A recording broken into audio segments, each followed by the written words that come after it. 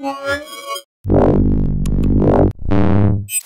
there, this is Stu from Mobile Geeks, and today we're going to give you a comparison of two of the slightly smaller pretenders to the flagship throne.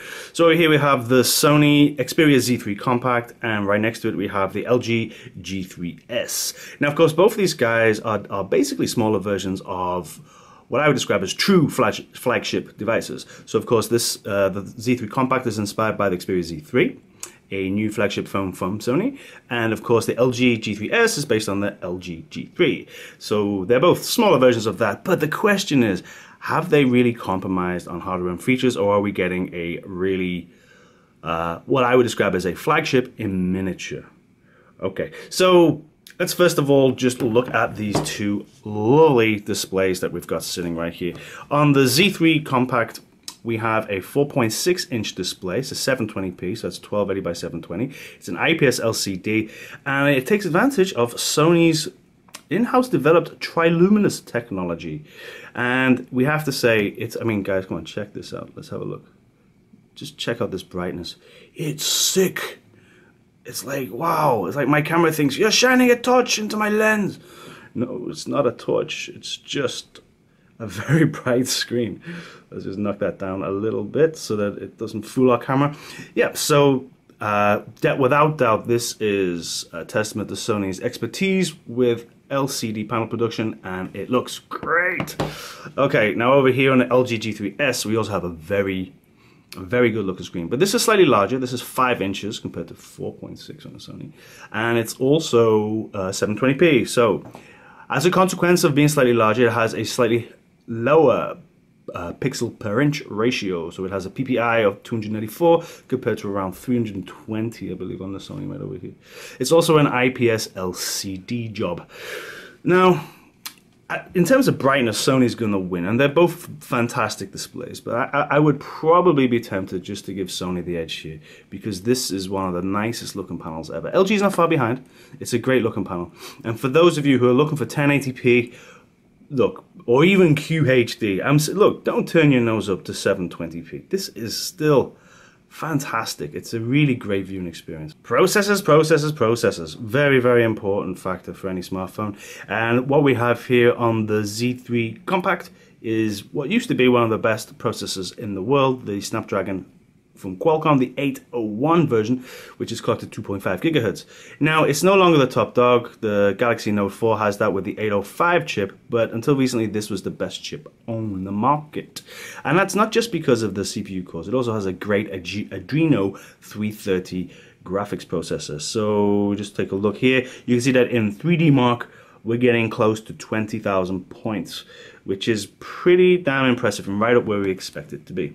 So this is flagship, there's no doubt about it. Now let's refer ourselves to the G3S. You're also getting a Qualcomm chip, but instead of the 801, you're getting the 400, which is clocked at 1.2 gigahertz and uses the Adreno 305. So everything's toned down a bit.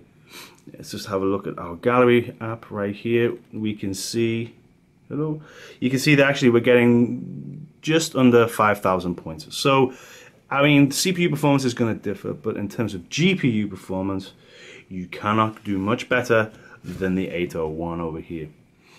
One other fact I would like to mention at this stage is that you're getting 2 gigabytes of RAM on the Sony, whereas on the LG, you're getting just the 1 gigabyte, which for me, I want my 2 gigabytes. It really does help with multitasking. If you've got like 8 tabs open in your browser and you want to open your camera, then you go back to your browser and it's like, oh, it's all been washed out of the memory.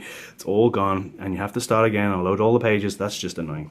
Also, you're going to be getting 8 gigabytes of memory, not system memory, sorry, just like storage over here in the LG, and you're getting 16 over here. They both support micro SD cards, so I guess that's not such a big deal. Let's have a look at the overall design. Let's just turn the screens off for a second. One major difference, of course, is this back button over here. So I think fans of the LG series who've used this back button before will tell you that it is a great way to use your phone, and it keeps the whole device clean on the sides here, on both sides in fact, and it looks fantastic. It's also yes, it's plastic, but the cover does come off. It means you're getting a removable battery, and you can change covers. You can change the color of your phone and have lots of fun with that. Why not? I mean, removable backs have their advantages, but yes, they come in plastic. This is also plastic, but it's more like a Perspex plastic. It does a good job of replicating glass. On the front here, we actually do have tempered glass, but on the back here, I believe we don't. It is a form of plastic, but it feels very solid. It feels very, very much like glass. And around the edge here, this is kind of rubberized kind of plastic feel, which helps a lot with grip when you have the phone in your hand. So I also quite like that. I mean, the design of the Sony Xperia series hasn't really changed too much since its inception a while back, but they have improved on it steadily. Overall, like in terms of length and size, the LG is about 1 centimeter longer. It's also a couple of millimeters wider, but you'd expect that because this is a 4.6-inch screen and this is a 5-inch screen. Although having said that, LG have done a very good job of maximizing that screen to get, I mean, you can see if you compare screens, you can see that there's plenty of more screen. It thoroughly justifies the extra centimeter. So LG have done a good job there, that's for sure. In terms of weight, you're getting 129 grams over here on the Sony, and you're getting like 134 grams. So it's a larger device, slightly heavier, but not a great deal of difference between the two. I would say the Sony actually kind of feels more solid, like a more balanced kind of feel to it, whereas the LG has this nice rounded back, but build quality, I'm tempted to go with the Sony here. Not least because it's also waterproof. It's IP68 certified, which means you get these lovely little flaps. So over here we have, this is for our, what's this for? Memory card? SD card? Let's have a look right there. Yep. And this is for, actually for both. And this is for our USB right there. Now in terms of cameras, on the front here on the Sony, you've got a 2.2 megapixel, and on the front here, you're getting a 1.3 from LG. The real difference comes when we get to the back of the device though, because when we see these rear cameras, what we have here in the Sony is a fantastic, I would say best in class 20.7 megapixel camera with a LED flash, and it's one of the best we've ever used. It's easily equal to what we're getting on the Z3, the Xperia Z3, which is it's as good as anything we've ever used. It competes well even with Samsung and even with Nokia. But what we're getting here on the LG instead is a 8 megapixel camera, which has this laser autofocus feature. Laser autofocus definitely does help with low light conditions, and it actually means it's one of the fastest autofocuses you will find. It isn't quite in the same class as the Sony though, let's be honest. It's a very good camera. It's totally capable in good light conditions, but Sony's definitely going to give you more, and one of the things it's going to give you is 4K support as well. So that's because it's got a larger sensor and it's got a more powerful processor that can do 4K basically. So there you go, that's one of the major key differences between the two. One other difference between the two devices, another area where Sony leads the way, is without doubt battery life.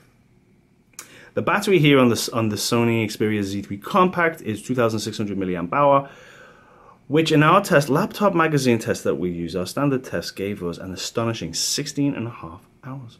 I mean, I just could not believe it. It was absolutely incredible. It was actually quite annoying because I had to hang around and wait for it to finish. So over here on the LG GS, or G3S, I should say, you're getting a 2540 milliamp hour battery, which in the same test, exact same test, and in both tests we had Wi-Fi turned on, Bluetooth NFC turned off, and also about 70% brightness.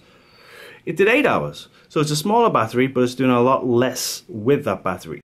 Right, now, software. If we compare the software on both of these devices, well, first of all, I want to say that I'm in favor of LG here. LG's styling with the icons is very nice. It just looks kind of more modern. I mean, I don't like, look at the settings icon here. Spanners and screwdrivers? What's going on? It's just more simplistic, it's more minimalistic, it just seems to be a bit more modern. I'm thinking Sony should probably upgrade some of their icons, and maybe even the overall look. I mean, this whole swoosh effect, I mean, it looks nice. and it is signature Sony stuff, and it's very, very smooth. It's running Android 4.4, which is the newest version, and it's very, very much buttery smooth, and I don't have any problems with it. Another thing is Sony are giving you lots and lots of software, but okay, with the exception of Sony's What's New or What's Next software, forget that. Not a fan. But, and LifeLog. I do not want my life to be logged, okay?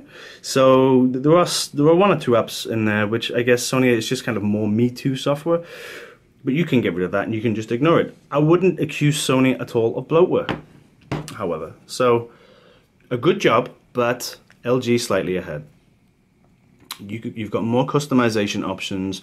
You've also got options to for one-handed use, so that you can put. We'll just go up here, yeah, one-handed operation. You've got several options there which are going to help with that, which I like.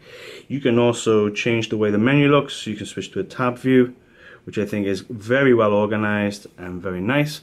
I am definitely, without doubt, a fan of what LG are doing with their software. And I guess, but both of these guys, I mean, you both have your app folder, your app drawer right there. So they're sticking with the Android philosophy. They haven't gone the iOS route, as we've seen with many of the Chinese vendors. So I guess, yeah, and I think they're both doing a good job, but this is nicer. LG is winning. Let's find our audio device. Let's play this track.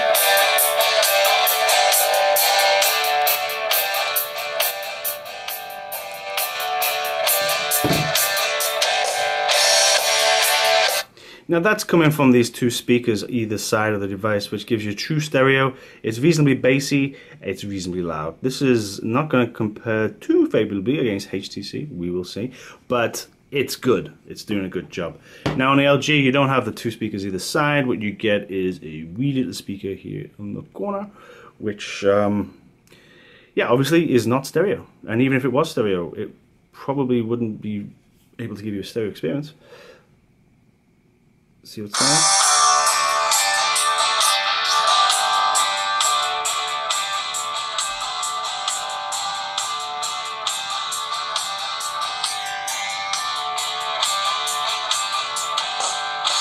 In terms of raw volume, I would say that it's probably equal to the Sony, but in terms of bassiness and overall clarity, Sony's definitely winning.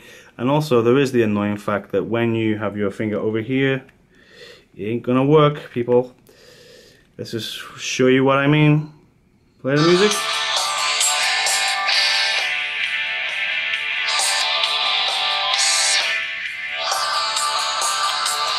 So, yep. I mean, it's not bad, but Sony's definitely ahead. Now, if we compare these two devices, of course, we have to think about price. And they're both very similarly priced. The Sony here is a $530 phone, and the LG G3S is just under 500 bucks, so around 500 bucks. That's an approximate price because, of course, it depends where you go to buy them, and it depends, if you want to get a larger memory capacity, if they have that, you may even pay more for a special fancy color. But what you're getting here with the Sony is, without doubt, it's real flagship. You're getting the 801, you're getting 2 GB of RAM, you've got the same camera as we saw in the Xperia Z3. So for me, $530 for a flagship device in miniature is a fantastic option. With the G3, you're getting a very nice product. Again, it's also the same screen resolution. The display is almost as good. The camera's not quite as good. You're only getting 1 GB of RAM. You're getting an inferior processor, and it's almost the same price. So make sure you let us know what you think in the comments below. And if you like this kind of stuff, don't forget to subscribe. My name's Stu from Mobile Geeks, and this has been a comparison of the Sony Xperia Z3 Compact and the LG G3S. Hope you liked it. Bye-bye.